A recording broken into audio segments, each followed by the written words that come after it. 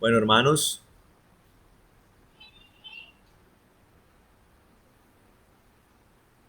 el título de la predicación que hoy vamos a dar se llama Cuidado con la falsa espiritualidad. Repito el título, Cuidado con la falsa espiritualidad. Cuando un título o un anuncio como este tiene la palabra cuidado, estamos hablando, mi hermano, de una advertencia que Dios está haciendo, que Dios nos hace para guardarnos, para que la tengamos presente, amén, para que tengamos en cuenta lo que Dios nos está diciendo, para allanar un mejor futuro para nosotros, amén. Entonces, mi hermano, escuchen con mucha atención lo que Dios tiene para hablarnos hoy, amén, porque Dios quiere evitar para nuestras vidas, quiere evitar un tropiezo, mi hermano. Y si de pronto estamos en un escalón en el que no debemos estar, Dios habla para que salgamos de allí, amén. Siempre la palabra del Señor tiene como función que nuestros caminos procuren la rectitud, amén. Es como la brújula, mi hermano, cuando usted va navegando en un barco, la brújula o ya hoy lo que se conoce como el GPS, siempre está en una continua corrección de la dirección, amén. Cuando usted va en el automóvil y coloca la GPS a dirigir la vía que usted debe recorrer, la GPS continuamente va a decirle coja por la izquierda, coja por la derecha, siga derecho, haga un giro, tiene que coger una glorieta, siempre le va a anunciar por dónde debe coger, cuántos kilómetros faltan, cuántas horas faltan para llegar al destino.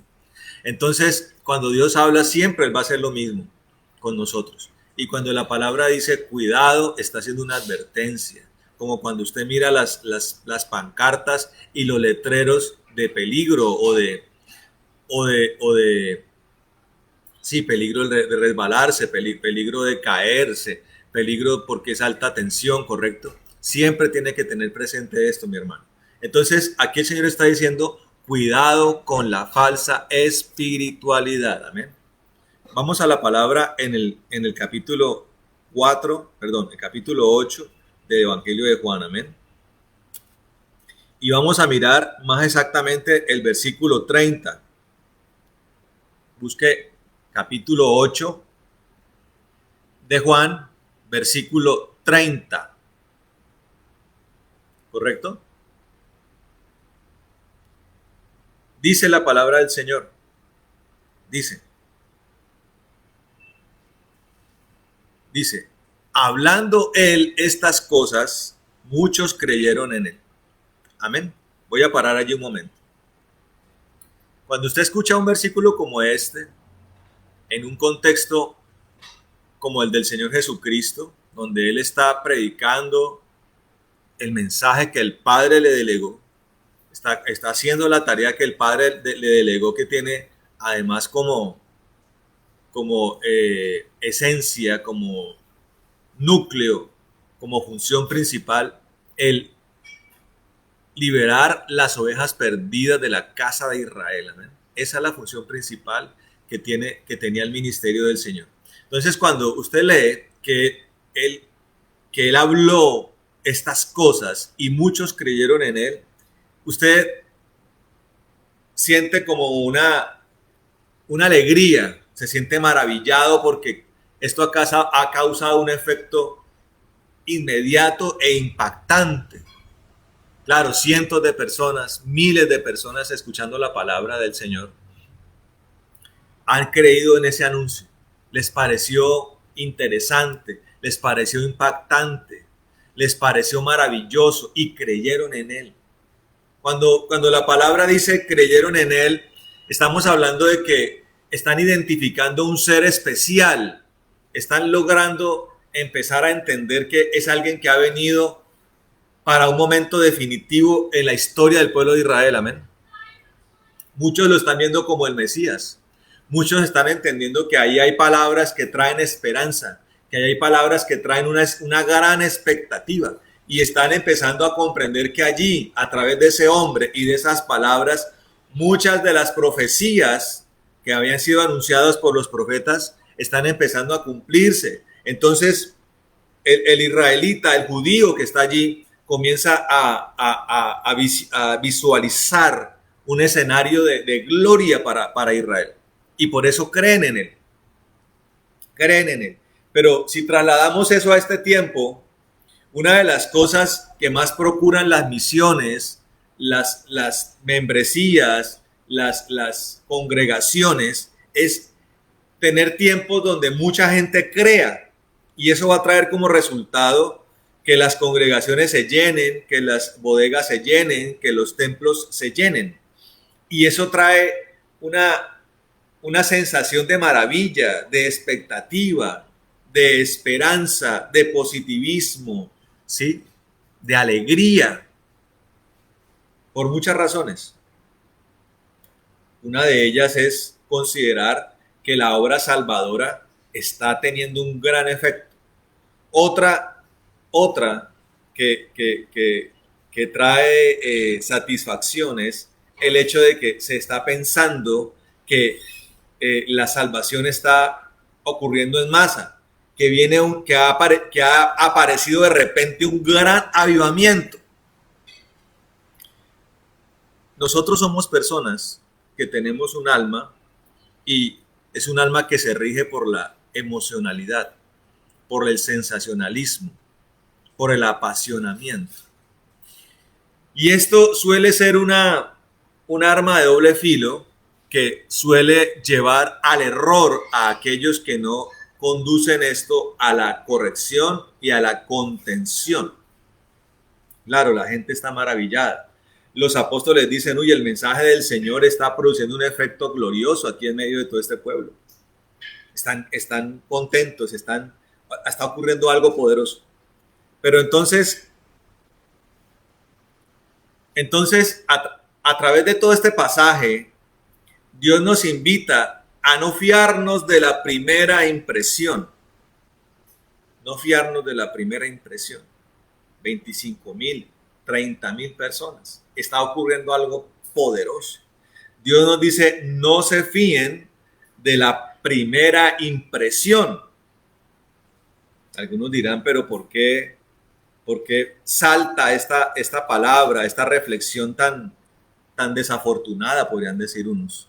¿Por qué no nos dejan ser felices? ¿Por qué somos tan negativos? Dirán algunos. Pero miren lo que dice el Señor en el versículo inmediatamente, en el versículo siguiente, el versículo inmediato al 30, que es el 31. Dice la palabra, dice, dijo entonces Jesús a los judíos que habían creído en él, a los que habían creído, que eran muchos, se conforme al versículo 30. Si vosotros permaneciereis en mi palabra, seréis verdaderamente mis discípulos. Lanza un enunciado allí. Él habla unas palabras maravillosas que causan impacto. El impacto de que la gente comienza a creer en él. Y después el Señor lanza una palabra ya que tiene un aire de confrontación. Está diciendo, si vosotros permaneciereis en mi palabra, seréis verdaderamente mis discípulos. Pero este versículo no lo está diciendo el Señor como una advertencia. No está diciendo, ustedes están en mi palabra y deben permanecer en ella porque si no puede pasar algo malo. No, está hablando, cuando está diciendo, si permaneciereis en mi palabra, seréis verdaderamente libres. Pero lo que está diciendo allí realmente es, como ustedes no están permaneciendo en mi palabra, no hay libertad en ustedes. Están maravillados, están creyendo, pero no hay libertad.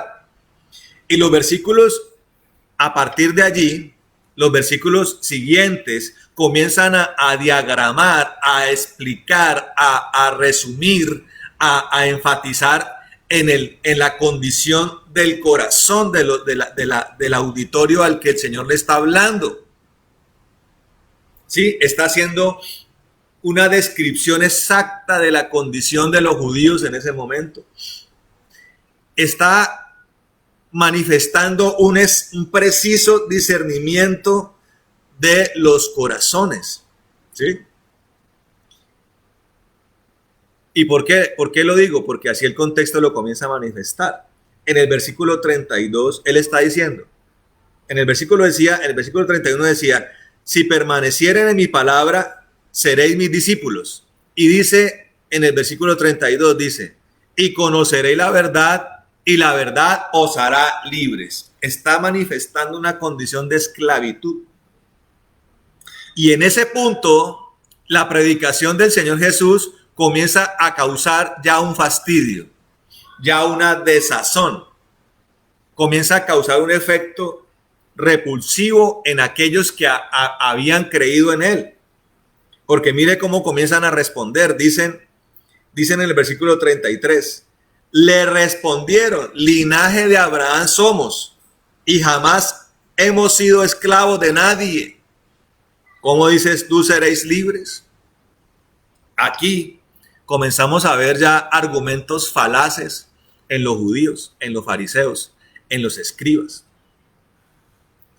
Y aquí en medio de esta falacia comienzan a utilizar ya justificaciones y argumentos de defensa que tratan de oponerse a lo que el Señor está hablando, ¿correcto? Tratan de oponerse a esto. ¿Sí? Lo primero que hay que entender de por qué es falacia lo que están diciendo, dice, ¿cuándo hemos sido esclavos de alguien? Desconociendo la historia misma de Israel. Porque cuando usted mira, a partir de la promesa de Abraham, 4 generaciones a partir de allí, ya cuando está el pueblo de Israel instalado en Egipto, allí se vuelven esclavos de un faraón. Ellos son esclavos de un faraón. Dice la palabra que 30 años no fueron esclavos, pero durante 4 generaciones, 400 años, fueron esclavos en Egipto. Fueron sacados libres a través del profeta Moisés, fueron llevados al desierto y allí vivieron 40 años, estuvieron 40 años dándole vueltas al desierto, tomaron la tierra prometida, después de que una generación completa murió en el desierto, tomaron la tierra prometida y después de haberla tomado, vivieron unos altibajos muy característicos, donde pasaban de tiempos de libertad a tiempos de esclavitud. Y así fue. Después llegó el tiempo monárquico, después el reino se dividió en 2 y pasaron de la rebelión, pasaron de tiempos de destrucción a tiempos de rebelión en una espiral de situaciones adversas, donde tuvieron que levantarse los profetas del Señor a denunciar el pecado y a decirle al pueblo de Israel y al pueblo de Judá los esclavos que estaban del pecado, de la idolatría y de todas las cosas que habían con las que se habían rebelado contra Dios. O sea, era un pueblo que sí había vivido la esclavitud, no solamente a nivel terrenal, sino también evidenciado una esclavitud a nivel espiritual. Entonces ellos dicen estas cosas y comienzan a convencerse de que ellos no son esclavos y comienzan a resaltar en un acto de autojustificación que son linaje de Abraham. ¿Cómo aplicamos eso ahora? ¿Cómo aplicamos eso ahora? Lo aplicamos a cristianos o a personas que concurren a las congregaciones, que comienzan a oponerse a la palabra de denuncia, a la palabra exhortativa, a la palabra que redarguye, a la palabra confrontante. La gente comienza a sacar sus pergaminos, sus justificaciones. Pero ¿cómo es que este hombre está diciendo esto? Nosotros no somos esclavos, nosotros no tenemos un problema, nosotros somos libres. Comienzan a relucir, comienzan a salir a flote las conversiones falsificadas, hermano. Mire lo que dice Santiago capítulo 2, en el versículo 19 dice. Mire lo que dice la palabra allí, en Santiago capítulo 2, versículo 19. Dice, Miren lo que dice acá. Dice, tú crees que Dios es uno, bien haces. También los demonios creen y tiemblan. Entonces fíjese que hay una conducta que se repite para la época en que el apóstol Santiago está escribiendo esta carta. Muchos han creído, ahí lo está diciendo el apóstol, lo está resaltando. Muchos creen. Y dice él, bien hacen. O sea, eso está bien. Pero entonces lleva el versículo a una invitación de examen acerca del estado espiritual. Dice, los demonios también creen y tiemblan, dice. O sea, él está diciendo, si se trata de creer simplemente, los demonios creen. Los demonios también creen. La cuestión es, ¿para dónde van los demonios? ¿Cuál es el destino de los demonios? La Biblia nos enseña que hay un lugar llamado el lago de fuego y azufre, que fue construido, que fue creado para que los que se rebelaron, los demonios que se rebelaron contra Dios, allí pasaran una eternidad, fueran condenados a una eternidad en fuego y destrucción. Cualquiera dirá, ¿por qué los hombres van allá? Si fue algo creado para los demonios. Los hombres van allá, las almas de los perdidos van allá porque Dios es justo. Y la rebelión que se realiza contra un Dios eterno es condenada en una condición eterna. Entonces, si los hombres se levantaron contra Dios, si no se arrepienten, ¿cuál debe ser el destino? Sino el mismo de los ángeles que se rebelaron contra Dios, los ángeles que vieron a Dios, los ángeles que creen que Dios es Dios, los ángeles que han conocido la imagen del Verbo, del Hijo, los ángeles que vieron al Espíritu Santo, los ángeles que habitaron el cielo. Ellos creen, pero tiemblan. Y creen, pero su condición es de condenación. Y es algo que tenemos que resaltar, hermano. De que hay un cristianismo falso, de que hay en el mundo, en la tierra, en las iglesias, un cristianismo lleno de mundo, hambriento de mundo, con deseos de los ojos, con deseos de la carne, con la vanagloria de la vida. Los sueños son los del mundo, los deseos son los del mundo, los planes son los del mundo, la vida que se quiere tener es la del mundo. La vida holgada que se quiere tener es la que el mundo dictamina. La mente es la del mundo. La vida familiar, la vida ministerial es la del mundo. Nosotros, los siervos de Dios, necesitamos tener de presente esto y necesitamos denunciarlo, hermano, porque Dios lo demanda. Mire lo que dice en el libro de Isaías, mi hermano. Isaías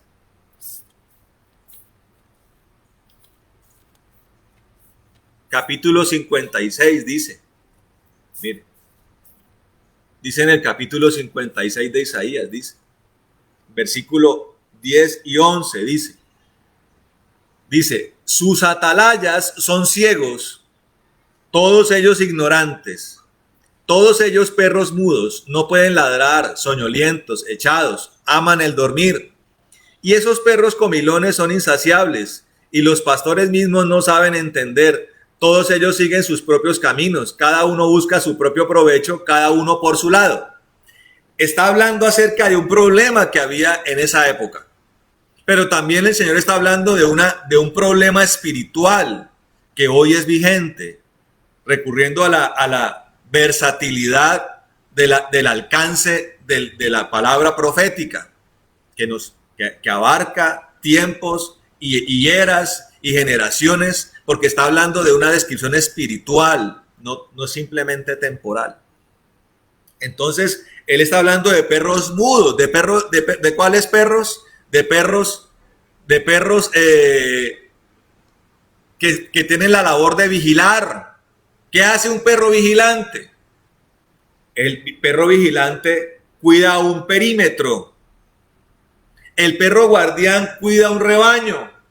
Está allí, entrenado, fogueado, para poder cuidar un rebaño. Las ovejas, ¿de quién? De los lobos.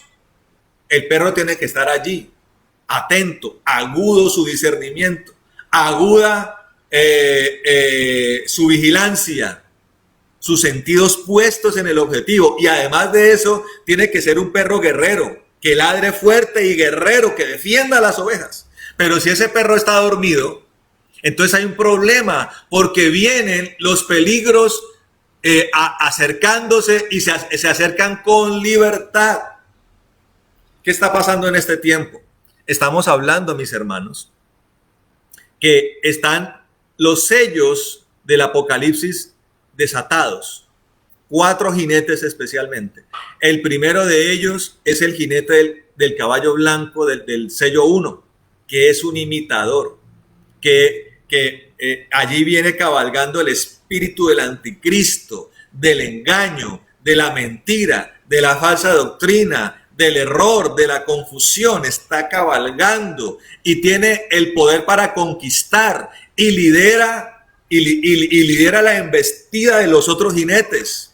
O sea, estamos hablando de que es el peligro más notorio en este tiempo donde se está estructurando, al mismo tiempo que lugares de la tierra se están avivando con el poder y la verdad de Dios. También el error, el engaño está estructurando, está conformando una apostasía. Las dos cosas, situaciones que antecederán a la venida de Cristo, un avivamiento donde mucha gente se convertirá, pero también la apostasía donde mucha gente caerá en el engaño. Y por eso el Señor está diciendo, cuidado con la falsa espiritualidad.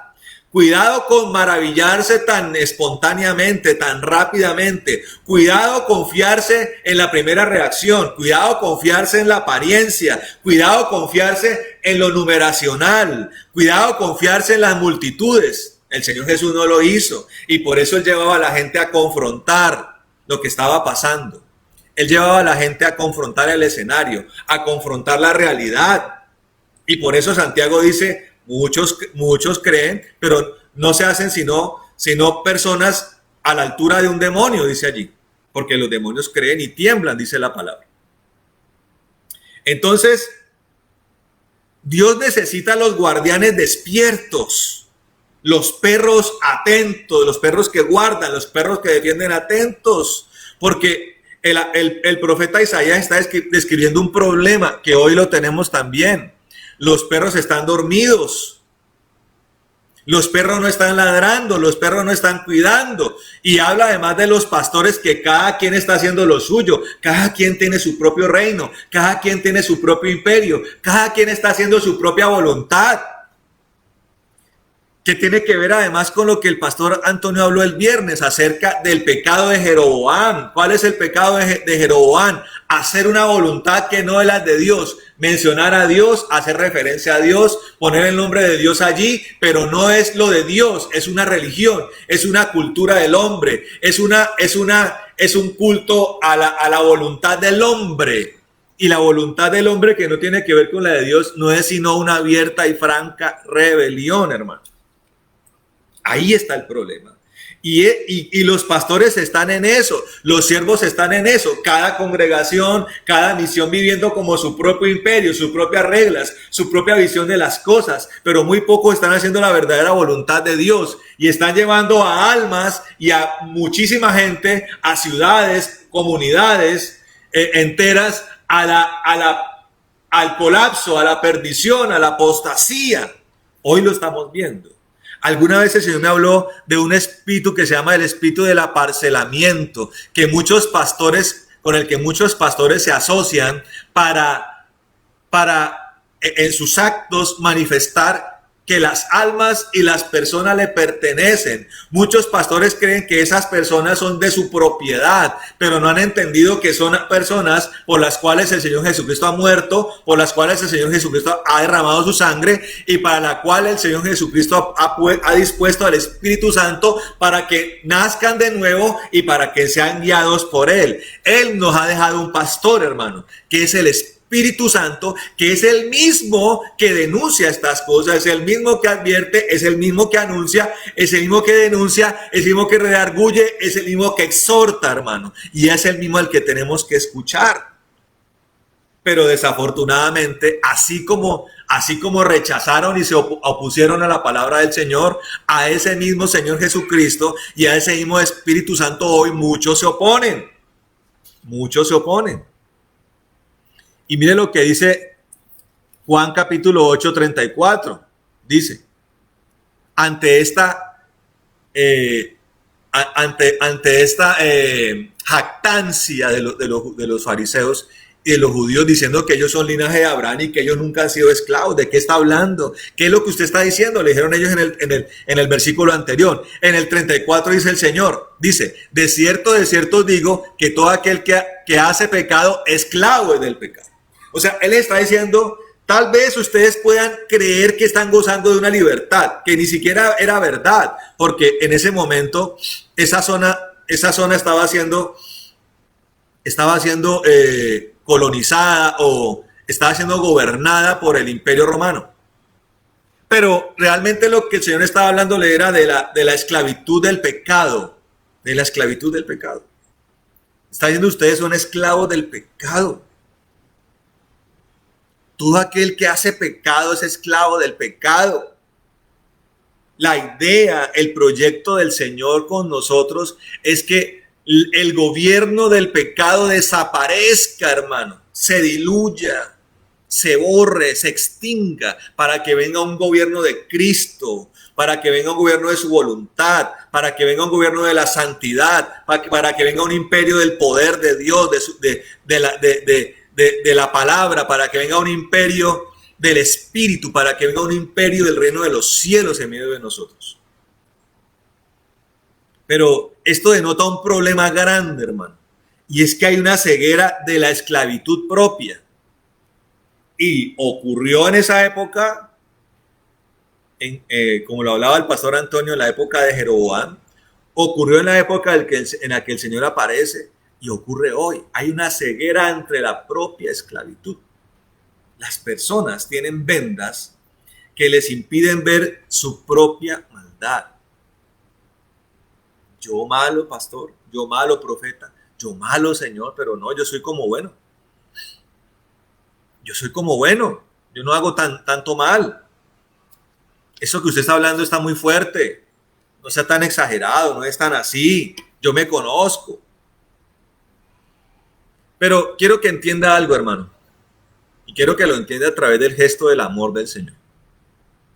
Que está en el versículo, en el pasaje donde más es notorio el amor del Señor para con nosotros, que es un pasaje muy conocido y que lo tenemos en Juan capítulo 3, allí un poquito más atrás de lo que estamos viendo. Juan capítulo 3 dice allí en el versículo 16, un versículo muy conocido, creo que es el versículo que más personas se pueden saber en el mundo, tal vez, dice, porque de tal manera amó Dios al mundo, que ha dado a su Hijo unigénito para que todo aquel que en él cree no se pierda, mas tenga vida eterna. Dios envió a su Hijo para que nosotros no nos perdamos, para que podamos vencer el pecado y nos salvemos. Dice, mira el versículo 17, dice, porque no envió Dios a su Hijo al mundo para condenar el mundo. Entienda esto. El Señor no envió a su Hijo para condenar el mundo. Entonces, relacionemos el capítulo 3 con el capítulo 8 que estamos viendo. Estas palabras que el Señor está hablando son palabras fuertes. Son palabras confrontantes, que están denunciando un estado lamentable, desafortunado de los judíos. ¿Sí? Pero si lo relacionamos con el capítulo 3, el Señor no está condenando a este pueblo. Él no lo está condenando. Él no lo está condenando. Porque el capítulo 3 dice, Él no vino a condenar el mundo, sino para que el mundo fuera salvo por Él. Amén. Entonces, en el capítulo 8, Él está hablando para salvación. Claro, para que haya salvación tiene que haber una exposición del pecado, hermano. Entiéndalo. ¿Quién de ustedes quiere ser salvo? Yo pienso que todos. Pero así como fue con el Señor, con los judíos, exponiendo su pecado y la esclavitud de su pecado, usted tiene que entender que Dios tiene que exponer el pecado. tiene que exponer el pecado, tiene que hacerle entender, querido hermano, que nosotros llegamos delante del Señor Jesucristo en estado de esclavitud del pecado. Y la labor de Él es la de liberarnos de esa esclavitud. Amén. Pero sigue diciendo aquí el versículo 18. Dice, él dice, el que en Él cree, mire, ¿te acuerdas que creyeron muchos? El que en Él cree no es condenado. Pero el que no cree ya ha sido condenado porque no ha creído en el nombre del unigénito Hijo de Dios. Si lo relacionamos con el capítulo 8, recuerden que el versículo 31 y 30 dice, y muchos creyeron en Él. Ahora, uno puede creer en el Señor de entrada, amén, de entradita, de entrada. Qué buena la palabra del Señor, esperanzadora, genera expectativa. Hay una oportunidad de ser salvados. Pero el Señor tiene que exponer, que profundizar, que ampliar su discurso. Claro, Él dice, vengo a salvarlos, pero tengo que ampliar el discurso. En el vengo a salvarnos la gente cree. Claro, es Jesús, el Salvador, el que murió por nosotros. Aleluya, amén. Pero Él tiene que ir hacia adelante a exponer nuestros pecados y a evidenciar nuestra esclavitud. Ahí ya el creer se puede diluir. Por eso dice, para el que cree no es condenado, pero el que no cree, dice, el que no cree ya ha sido condenado. O sea, el creer es un estado de fe que tiene que sostenerse a través de toda la palabra y de todo el discurso y de toda la exposición del Señor Jesús. No se puede bajar uno de ese estado de fe y de creer, a pesar de lo que el Señor diga, a pesar de lo que el Señor hable, a pesar de lo que el Señor sostenga, a pesar de lo que el Señor denuncie, a pesar de lo que el Señor redarguya, en lo que el Señor nos está exhortando, tenemos que sostenernos porque allí está el deseo de salvación de Él. Es el acto de amor de Él. Por eso el capítulo de Juan 3 nos está hablando del amor del Señor, hermano. Y tenemos que creer en eso. El problema es que en una palabra de esas, nuestro creer decaiga y caigamos en un estado de desgracia como el de los demonios. Los demonios hoy saben que Dios es Dios, que Cristo es Cristo, que el Espíritu Santo es el Espíritu Santo, que ese Dios es el Creador, pero están en estado de condenación, porque para los demonios no hubo una oportunidad, para nosotros sí. Vino el Señor, se hizo hombre por nosotros. Hubo una oportunidad, para los demonios no hubo oportunidad. Esa es la diferencia. Pero a nosotros nos corresponde no desaprovechar la oportunidad. Esa es nuestra labor. Amén. Esa es nuestra labor.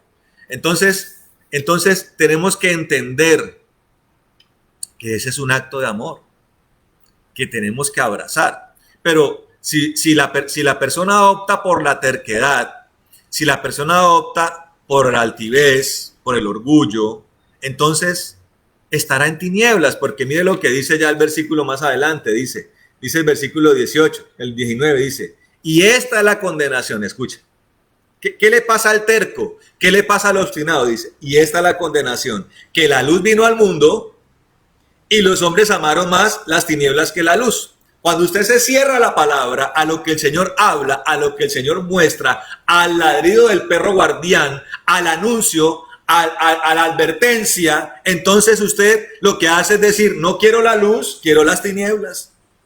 Y el que abraza las tinieblas, abraza la condenación. Por eso dice, y esta es la condenación, que la luz vino al mundo y los hombres amaron más las tinieblas que la luz, porque sus obras eran malas. ¿Cuál es la base de las obras malas?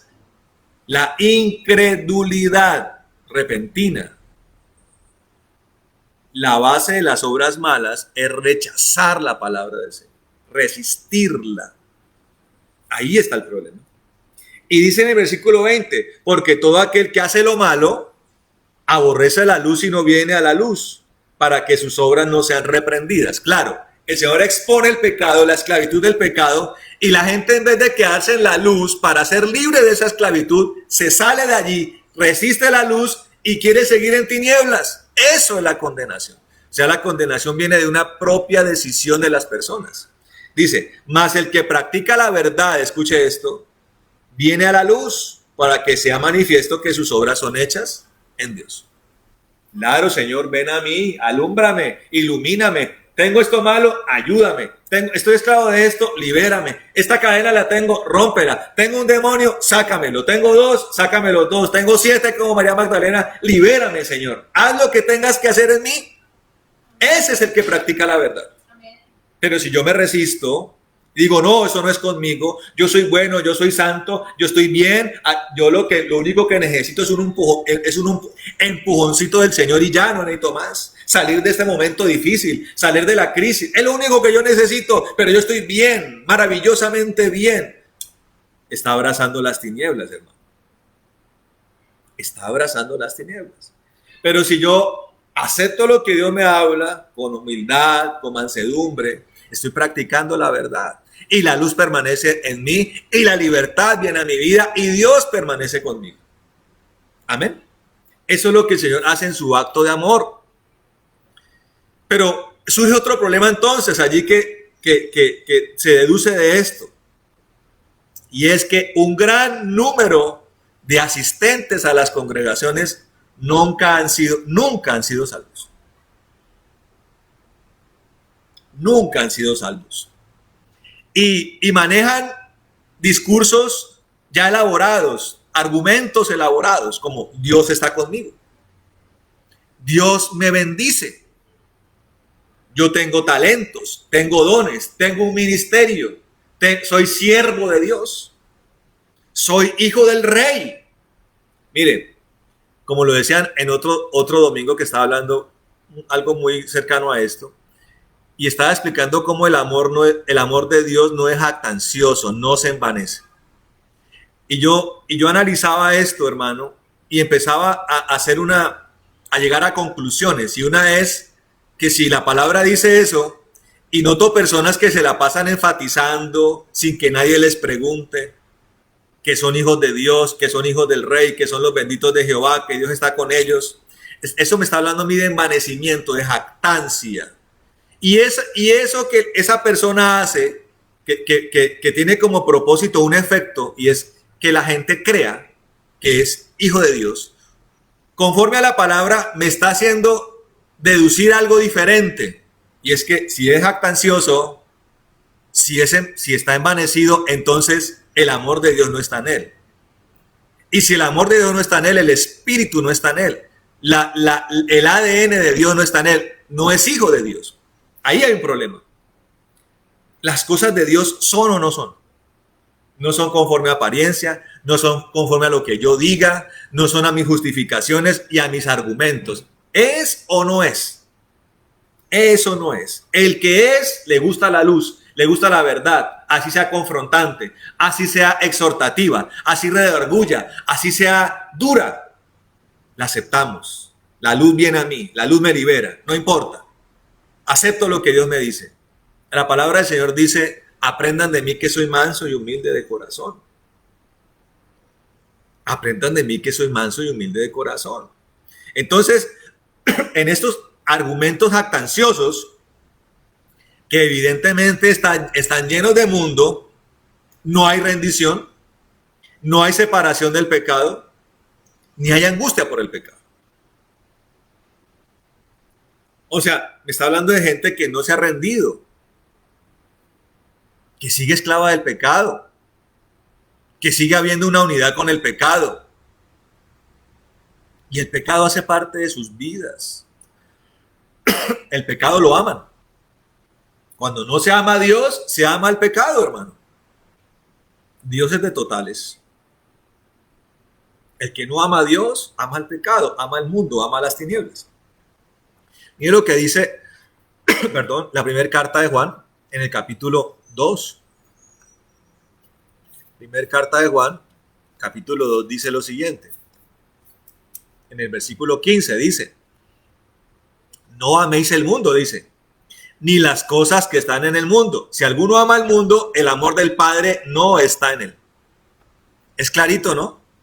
Así como también dice allí mismo en las cartas, el apóstol Juan dice, eh,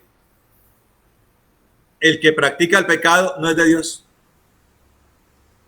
El que ama el pecado no es de Dios. Aquí está diciendo, no améis el mundo ni las cosas que están en el mundo. Si alguno ama el mundo, el amor del Padre no está en él. Punto. Así dice. No nos engañemos. No entremos en filosofías. No entremos en discurrencias engañosas, hermano. Que eso es el propósito del espíritu del mundo. Es el propósito del espíritu del anticristo, del engaño. Hacerle creer a usted estas cosas. Hacerle creer que usted es un linaje. Hacerle creer en falsos entendimientos acerca de la predestinación, de un falso conocimiento de Dios, que lo lleva a una falsa argumentación, que lo lleva a la exposición de falacias y de vivir un engaño.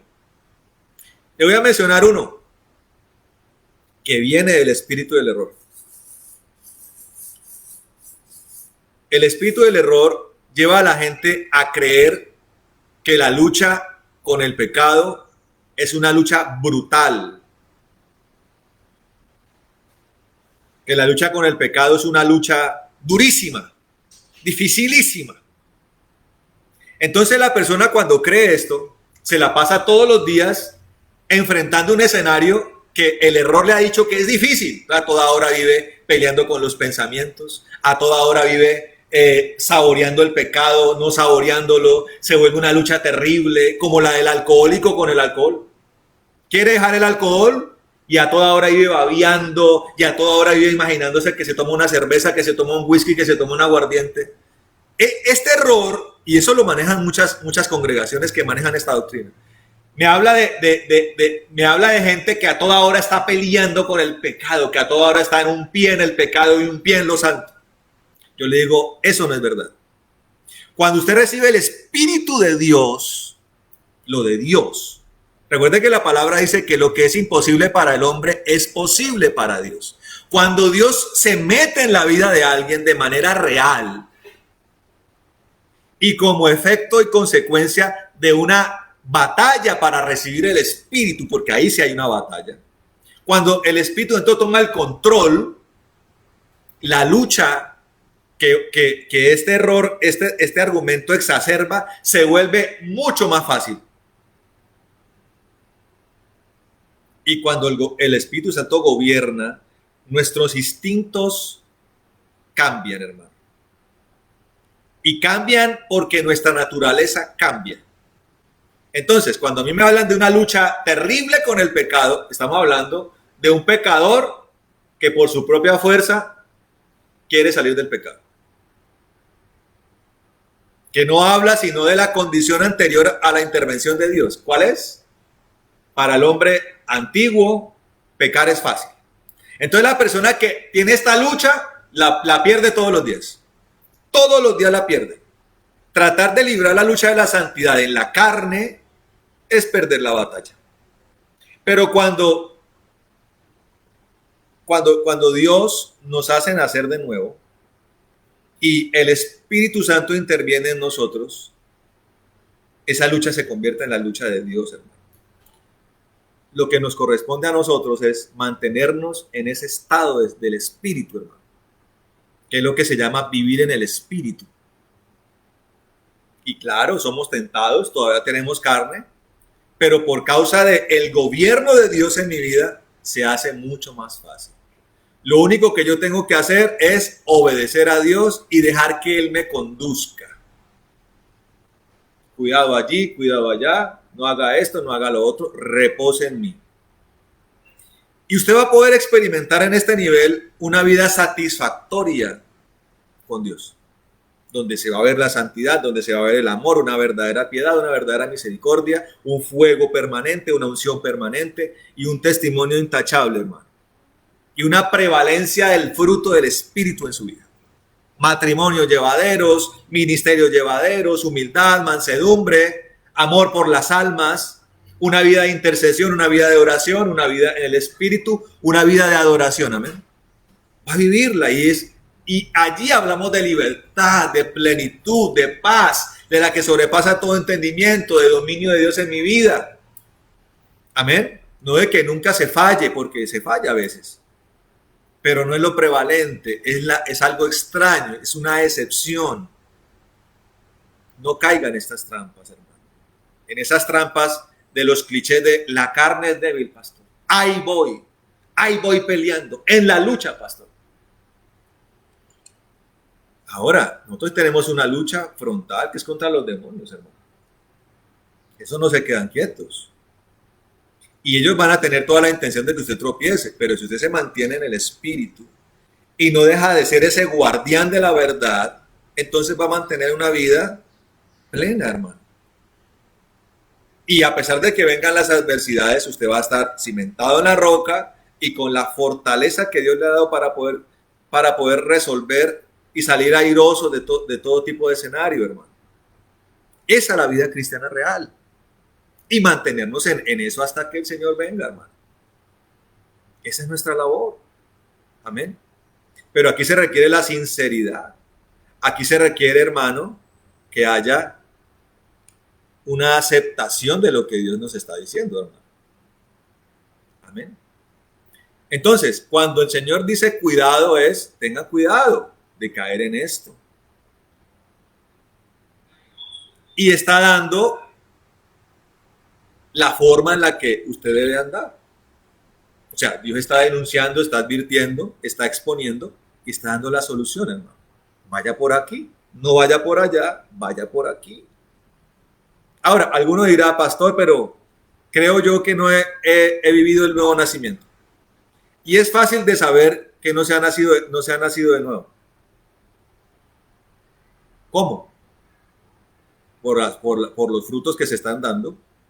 Y dos, alguna vez lo hablaba con alguien, el miedo a la muerte, me está hablando de un alma que no se ha aferrado al gozo de la salvación. Pero es sencillo, hermano. Lo primero es aceptar ese estado. O sea, ser sincero y decir, Señor, no he nacido de nuevo. No he nacido de nuevo, no. El Espíritu Santo no me ha bautizado, no he sido lleno del Espíritu Santo. Pero, Señor, hazlo en mi vida. Tiene que haber una disposición, una rendición, un deseo de ser separado del pecado y de ser liberado de toda esclavitud del pecado. Tiene que haber ese deseo. No puede uno aferrarse al mundo, ni a las cosas del mundo, ni a las personas en el mundo, hermano. Y definitivamente desear ya no mi propio gobierno, que ese es uno de los mayores problemas, que la gente no quiere renunciar a su propio gobierno, a su propio control. Qué bueno es perder el control, hermano, y dejar que Dios lo tome, para que Él haga como quiera, hermano. Qué bello es ello. Que toca ir allí, bendito sea el Señor. Que toca ir allá, bendito sea la gloria de Dios. Que toca orar por ese, alabado sea el Señor, como Dios diga. Que llovió, bendito sea el Señor. Que salió el sol, bendito sea el Señor. Que estoy para tener matrimonio, bueno, bienvenido sea el matrimonio. Que no estoy para matrimonio, bueno, no hay problema. Mi Dios es mi esposo, mi novio, mi papá, todo. Que Dios me tiene para ser un profeta, alabado sea el Señor. Que Dios me tiene para ser un diácono, bendito sea el Señor. La vida de libertad, hermano. Ya no gobierno yo, gobierna Él. El problema está cuando la gente no quiere dejar ese gobierno. Y como allí emerge un miedo, de ese miedo salen todas estas justificaciones. No, yo estoy bien. No, no, eso no debe ser tan cierto. Eso está exagerado. Eso que está diciendo allí el Señor, eso que está diciendo el pastor, está muy radical. Allí hay un miedo a dejar el control. Y la gente se acostumbra a esas cosas, a tener una vida definida desde pequeño, a tener el control de su vida, a aferrarse a costumbres. Por eso las costumbres son, en esencia, los elementos que me permiten estar en zonas de confort y en dominios de mi vida. Una cosa como la pandemia que estamos viendo, que ha alterado el itinerario de la humanidad entera, porque esto ha sido a nivel mundial, una de las cosas que más ha causado preocupación en la gente es que se perdió el control de muchas cosas. Y eso ha llevado a desequilibrios emocionales y a desequilibrios fisiológicos en la gente.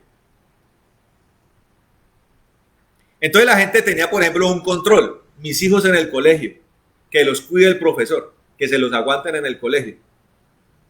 Como hay pandemia y los niños son vectores de contagio, los metieron en las casas. Y ahora los papás perdieron el control de su falta de paternidad o de su paternidad precaria. Eso por dar un ejemplo. Hermano, Dios tiene que sacudirnos, hermano.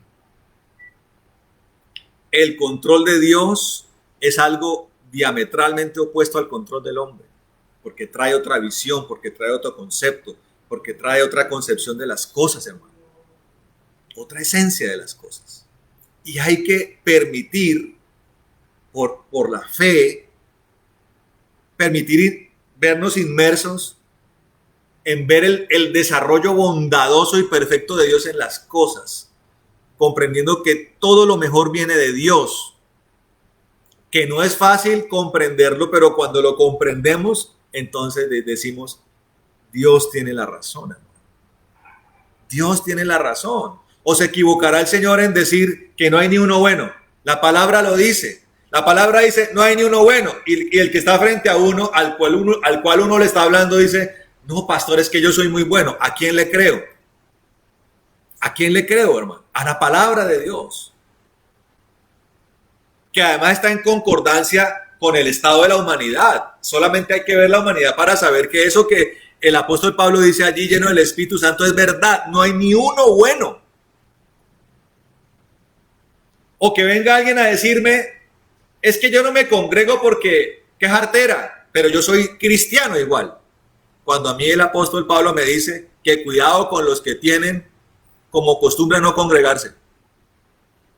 Que esos que tienen como costumbre no congregarse están a punto de irse para el infierno. ¿A quién le creo, hermano?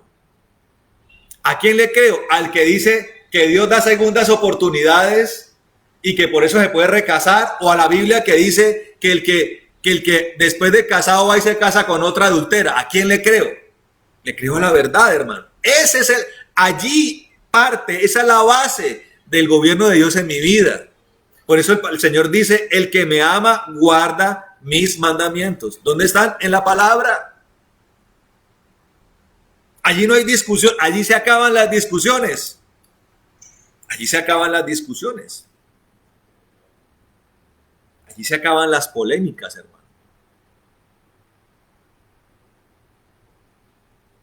Dice la palabra, por cuanto todos pecaron, todos fueron destituidos de la gloria de Dios.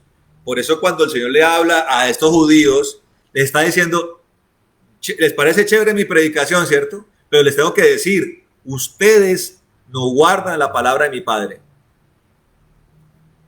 Ustedes no aman al Padre. Se lo está diciendo para que entiendan en qué estado están, pero los está convocando a que cambien esa actitud y comiencen a escuchar al Mesías y comiencen a dirigir su vida hacia una reconciliación con Dios. Ese es el efecto de la palabra. No se queda en la denuncia, va hacia una convocatoria a una reconciliación con Dios. Amén. Miren lo que dice Malaquías capítulo 1. Malaquías 1 dice lo siguiente.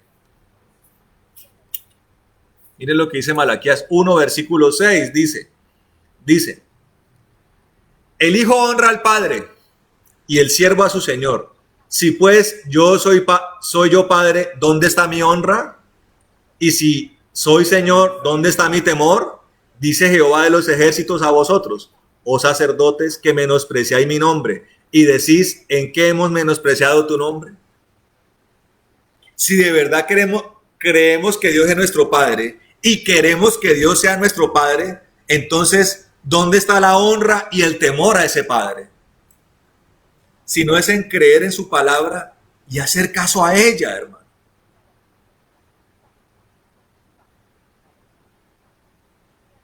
Si Dios dice que necesito una cirugía de corazón, una transformación de corazón, una transformación de mente, un replanteamiento de todos los actos de mi vida, un cambio de naturaleza, la honra y el temor a Dios es decir, Señor, tú tienes toda la razón. Tú tienes toda la razón, Señor. ¿Qué hay que hacer? ¿Qué tengo que hacer? Estoy a disposición. Que se haga como tú digas. Eso es lo que hay que hacer. Amén. Eso es lo que hay que hacer. Pero el problema, hermano, es que muchas de estas personas quieren a Dios como mayordomo y que Dios dirija sus vidas hacia lo que ellos quieren. Pero Dios no es así. Dios nunca se va a prestar para esto. Yo conozco uno que sí se presta para esto. Se llama el diablo. Él se presta para hacer favores. Él se presta para dar éxito. Él se presta para dar riqueza. Él se presta para dar amor. Para dar dinero. Para dar fama. Él se presta para eso. Para llevarlo al éxito terrenal. Pero como buen mafioso, eso tiene un precio que se tiene que pagar. Un contrafavor. ¿Sabe cuál es el contrafavor que el enemigo pide? Su alma, hermano. Él dice, le doy todo esto, pero me da su alma. ¿Para qué quiere el alma el enemigo? Para llevársela a donde él va a tener que irse.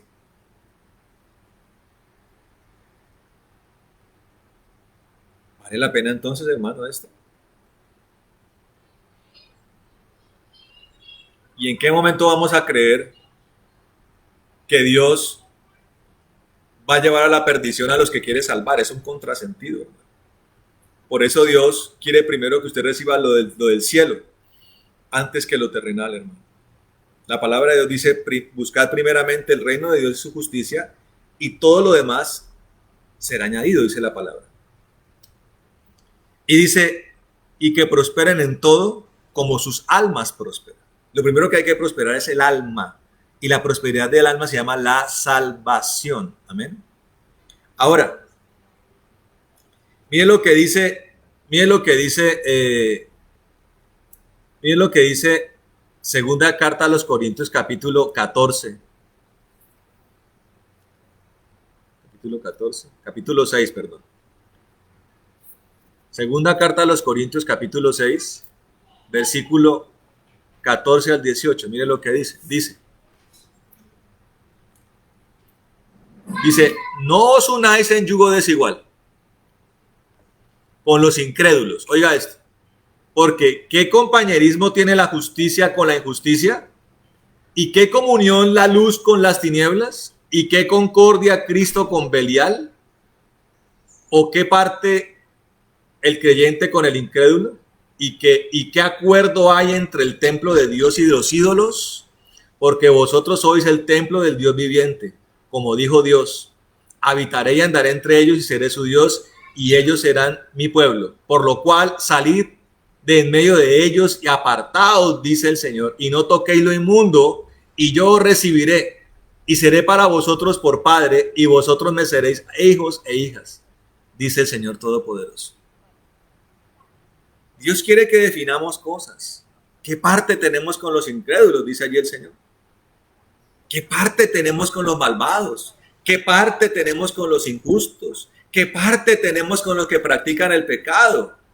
¿Qué parte tenemos nosotros con los que tienen templos de Belial o templos de idolatría? Para aquellos que creen que el católico es un hermano o que el catolicismo romano es algo con lo que tenemos que fraternizar. De ninguna manera, hermano. Dice el Señor, salgan de allí y yo los recibiré.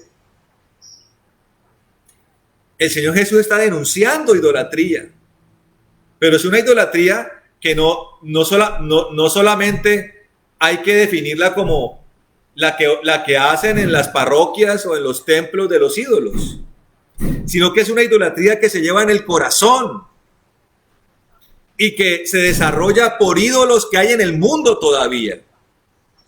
Y son esas idolatrías las que hacen que muchos que dicen ser cristianos todavía tengan una absoluta identidad con la gente del mundo, con las cosas del mundo, con lo que idolatra el mundo. Cristianos idolatrando equipos de fútbol. Cristianos idolatrando las cosas del mundo, las fiestas, las celebraciones del mundo, las fiestas del mundo. Cristianos que celebran Halloween, cristianos que celebran San Pedro, cristianos que celebran fiestas paganas, cristianos que celebran fiesta de los muertos, cristianos que celebran Navidades. Eso es una asociación con las tinieblas, eso es una asociación con el mundo. El Señor dice, salgan de allí y vengan a mí, yo los voy a recibir. Yo los voy a recibir. Y es lo que el Señor le está hablando allá a la gente también en Juan capítulo 8, que es lo que hemos estado viendo, hermano. Miren lo que dice el versículo 41, dice, vosotros hacéis las obras de vuestro padre. Ellos dicen que son linaje de Abraham. Unos dicen que son real sacerdocio, que son los hijos del Rey de Reyes. Hoy, ellos decían que eran linaje de Abraham. Pero el Señor les dice a esos y a los de hoy, les dice, vosotros hacéis las obras de vuestro padre. Entonces le dijeron, nosotros no somos nacidos de fornicación. Un padre tenemos que es Dios. Siguen resistiendo la palabra. Pero ya se van a confrontar al mensajero. Entonces, claro, esta gente sabía la historia de Jesús.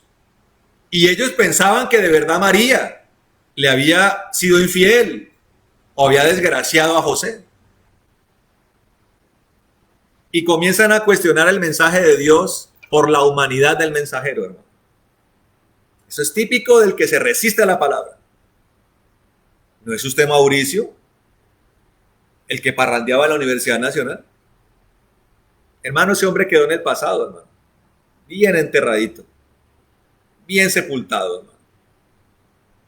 Y si por alguna razón trata como de emerger un poquito, yo le digo, Señor, con tu espíritu aplácalo, Señor. Amén. Eso hicieron con el Señor. Nosotros no somos hijos de fornicación. Siguen diciendo que Dios es el Dios de ellos, el Padre. Pero Él después les dice, ustedes son hijos de vuestro padre, el diablo, les dice.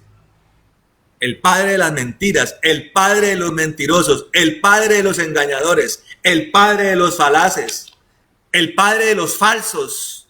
Es el diablo.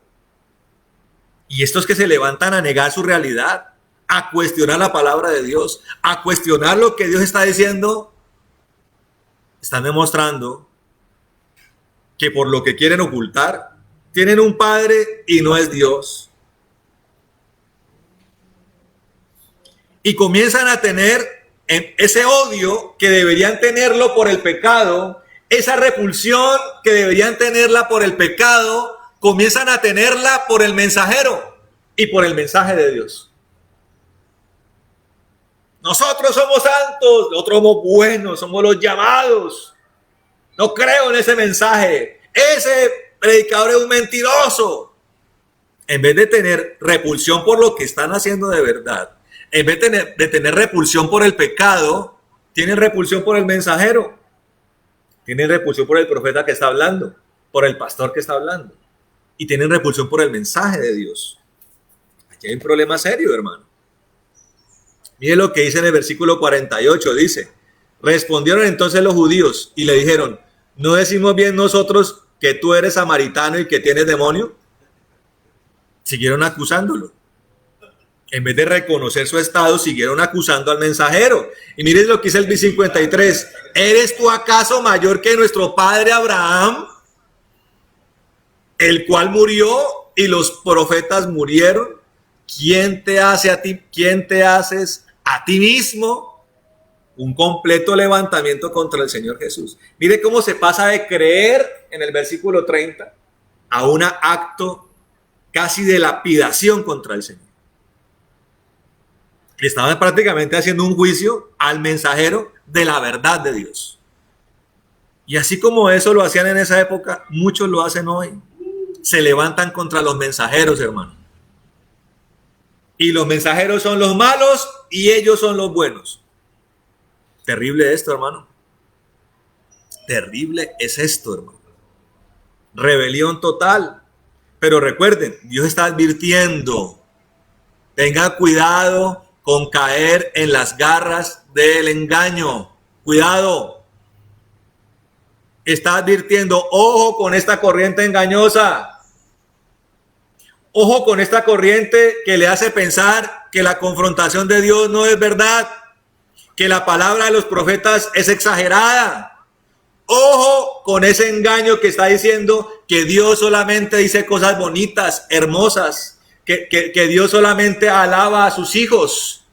Cuando la palabra dice que Dios al que ama lo castiga, dice. A Dios al que ama lo sanciona y lo corrige, dice la palabra del Señor. El que es un hijo de verdad, Dios lo corrige.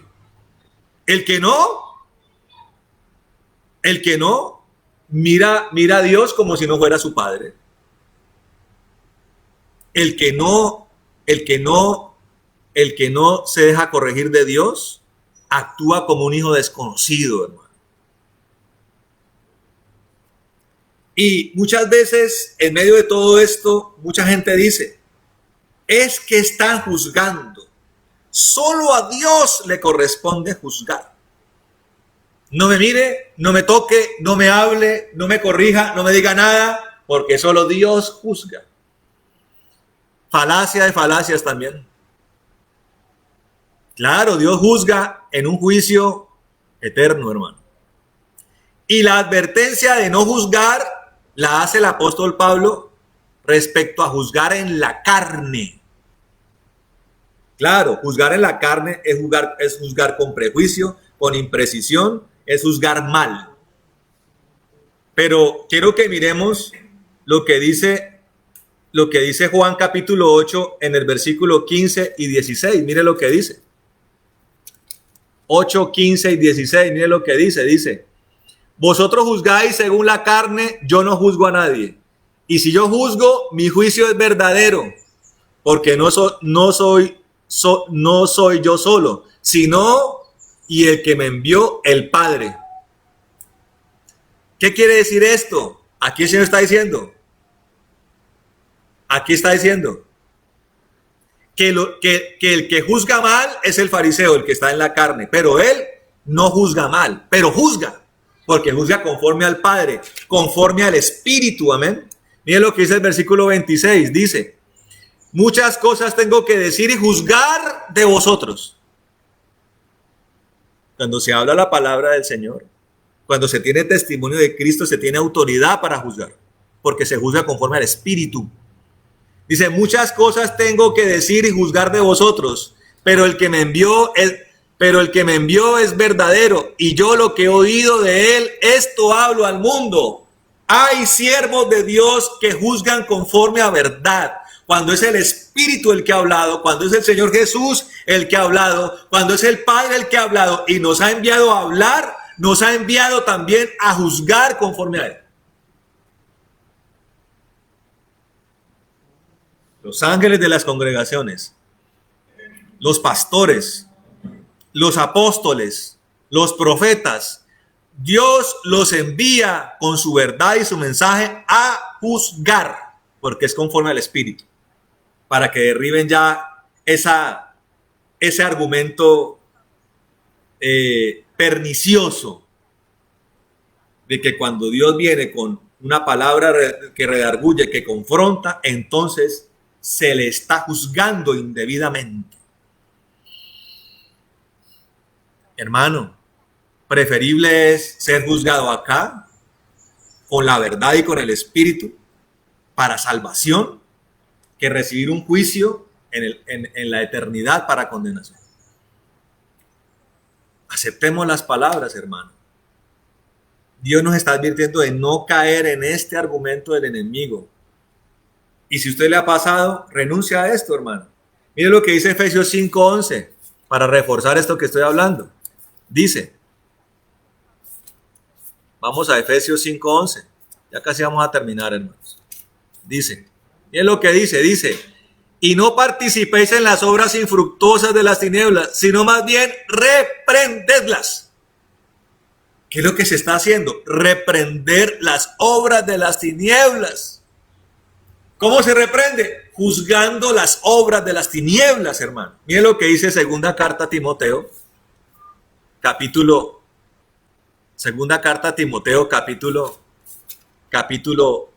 4, miren lo que dice.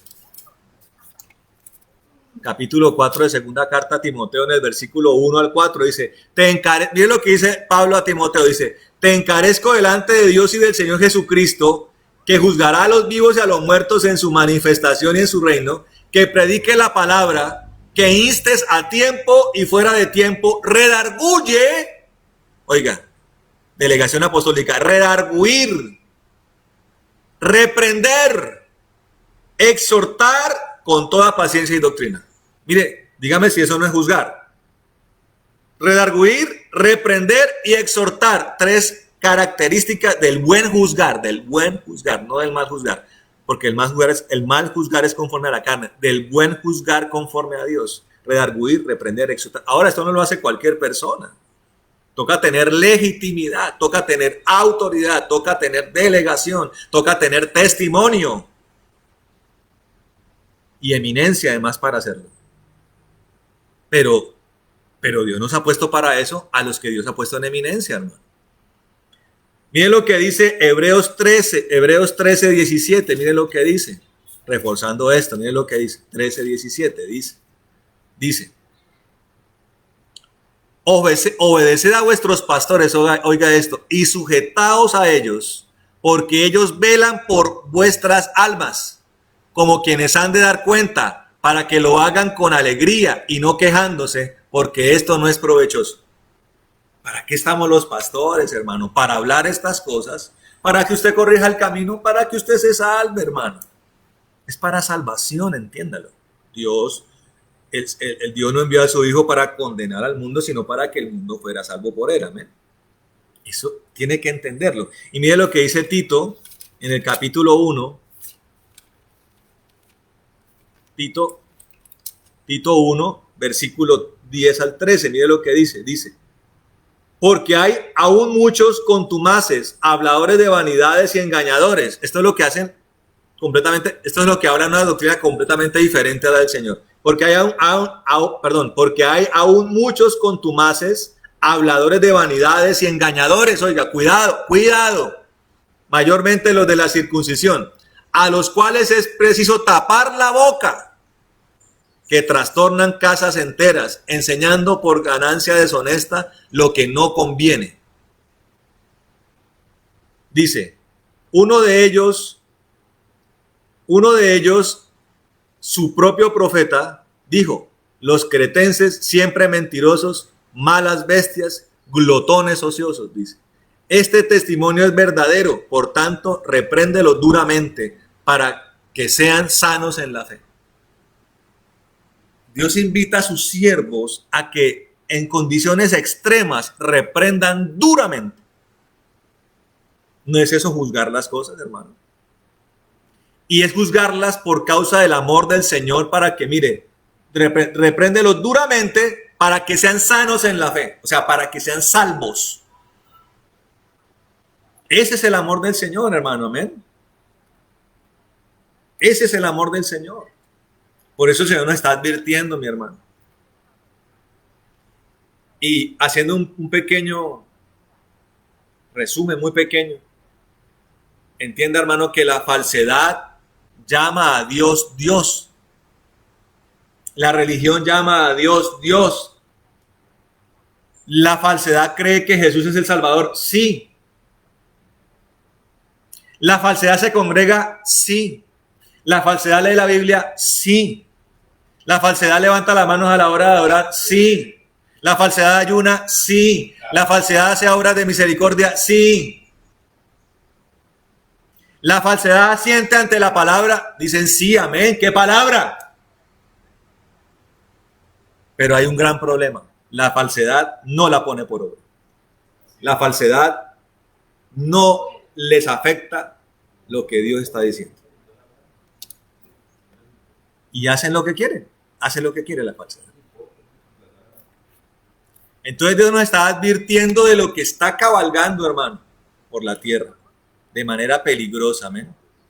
Guárdese de eso, hermano. consérvese en la verdad. Y acepte lo que Dios dice, mi hermano. Aceptemos lo que Dios diga, lo que Dios nos diga. Con cariño, con amor, para que la luz prevalezca a nosotros, para que se rompan las cadenas, para que Dios nos libere, amén. Para que tengamos un destino satisfactorio en la mano del Señor, amén. Y vayamos al cielo, hermano. Y hagámosle caso al Señor en todo, con mansedumbre y humildad, amén. Vamos a orar, hermanos. Vamos a orar, vamos a poner esto en manos del Señor, amén.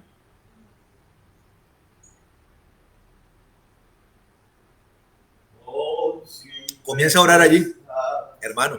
Comienza a orar allí.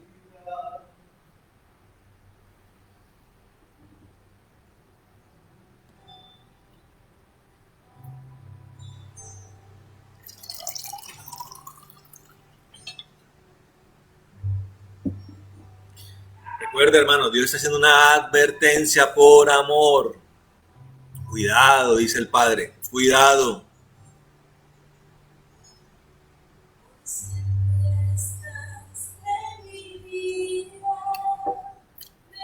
Bueno, Padre amado, te bendecimos en esta hora, Señor. Te damos gracias por tu palabra, Señor. Te glorificamos, Dios bueno, en esta hora. Tú eres bueno. Tú eres santo, Señor. Tú eres la verdad. Tú eres el camino, la vida. Tú eres perfecto. Nada de lo que tú haces es cuestionable, Señor. Nada de lo que tú dices, de lo que tú nos hablas, nada es cuestionable. Y todo además es un gesto de amor, Señor. Gracias, dígale ahí, hermano, gracias, Señor, por confrontarme, por advertirme, por corregirme. Gracias, Señor maravilloso, por liberarme. Dígale, Señor, rompe las cadenas allí. Rompe las cadenas que todavía hay en mí. Rompe los eslabones, los grilletes. En el nombre de Jesucristo, libérame. Llévame a la luz. Expón mi corazón. Cambia mi mente. Limpia mi vida. Dígale allí al Señor, hermano. Gracias por tu palabra. Porque tú no quieres que tropecemos. Porque tú no quieres que resbalemos. Porque tú no quieres que caigamos, Señor. Gracias, Señor de la gloria. Qué bella palabra, Señor. Qué bella, llena de amor, de verdad, llena de amor. Ni siquiera queremos decir, dura es tu palabra. Más bien decimos, bella es tu palabra, Señor, maravillosa. Y de verdad, Señor, de todo lo que quiera librarnos, líbranos. Si necesitamos liberaciones de espíritus, libéranos, Señor. Demuele la iniquidad. Señor, demuele la iniquidad de nosotros, Señor maravilloso. Destruye todo eso que no es tuyo, amado Dios. Gracias por tus siervos. Bendecimos a los siervos, a los pastores. Bendecimos a los profetas, a los que anuncian, a los que has puesto en eminencia para redarguir, para corregir, para exhortar, para confrontar. Gracias, Señor maravilloso, por producir un cisma en mi vida, por demoler los cimientos antiguos y colocar nuevos. Gracias, Señor, por quebrantarme, por hacerme de nuevo. Gracias, Rey de la Gloria. Es lo que quiero. Gracias por tu palabra confrontante, real. Porque no hay engaño allí, Señor maravilloso, porque no hay mentira. Y me hace libre, la verdad me hace verdaderamente libre. Dígale, Señor, quiero obedecer tu palabra, quiero guardarla, tomarla en mi corazón, ponerla en ejecución, ponerla por obra, es mi deseo, es mi anhelo, y hacerlo prontamente, hacerlo con celeridad, Señor. Gracias, Rey de la Gloria. Señor, yo en el nombre de Jesús oro por este pueblo, Rey de la Gloria. Te pido, Señor, que los conduzcas hacia la verdad, que ellos perciban el amor que hay allí en estas palabras, que hay allí el propósito de salvación, de sanidad, Rey de la Gloria, en el nombre de Jesucristo. Libera a las familias, libera a los matrimonios, libera, Señor Santo, mis hermanos, las congregaciones, cada varón, cada mujer, cada niño, cada joven, Señor, cada anciano, cada infante, Señor, sea llevado en libertad, maravilloso Dios. Acepte lo que tú dices. Señor, nos despojamos de todo orgullo, de toda altivez, de toda resistencia, de toda oposición contra tu palabra. Señor, nos despojamos de todo argumento contra tus siervos, de todo señalamiento, Señor maravilloso. Y aceptamos, Señor de la Gloria, tus juicios, que son verdaderos, Señor maravilloso. Tus correcciones que son verdaderas, maravilloso Dios. Tus correcciones que son certeras, maravilloso Dios, las aceptamos en el nombre de Jesucristo de Nazaret. Amado Dios, aceptamos esta palabra para tu gloria, Señor, en el nombre de Jesús de Nazaret. Señor, y pedimos que esta palabra se reproduzca, Señor, y que dé un fruto abundante y rebosante para tu gloria y para tu alabanza. Espíritu de Dios, lo que tú estás haciendo, pedimos que tú lo termines satisfactoriamente en cada vida, en el nombre de Jesucristo de Nazaret.